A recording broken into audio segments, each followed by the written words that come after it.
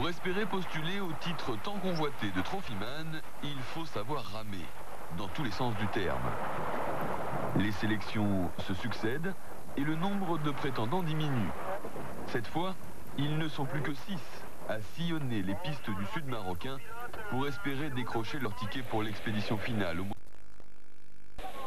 Un privilège que seulement 2 d'entre eux pourront connaître, les 2 qui correspondent le plus bien défini à l'esprit du trophée. De Ouarzazate à Marrakech, en utilisant différents moyens de locomotion, les aventuriers ne se sont pas ménagés.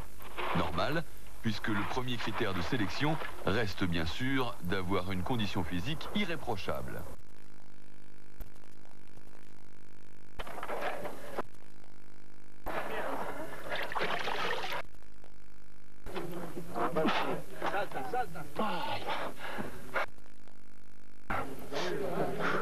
En 4x4, à VTT ou à pied, la progression des concurrents est plutôt lente, mais prend place en tout cas dans un décor de rêve.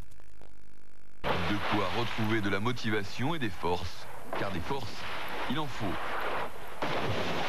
Par exemple, pour cette épreuve de VTT trial.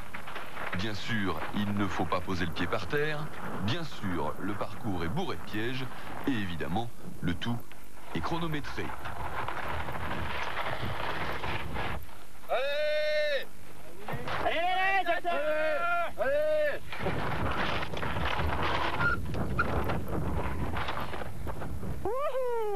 Si le trophy demeure une expérience solitaire, la plupart des épreuves se déroulent à plusieurs, ou au moins à 2.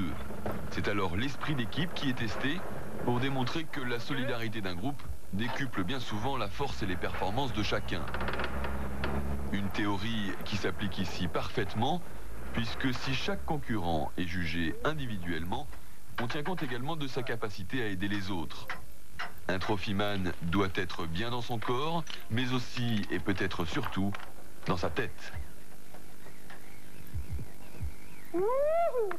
C'est à partir de ces critères, entre autres, que 2 concurrents ont été éliminés. Il n'en reste donc désormais plus que 4 qui, arrivés à Marrakech, ont d'abord commencé par se refaire une beauté. Les images qu'on a vécues, elles reviendront plus tard, quand on sera retourné dans le travail.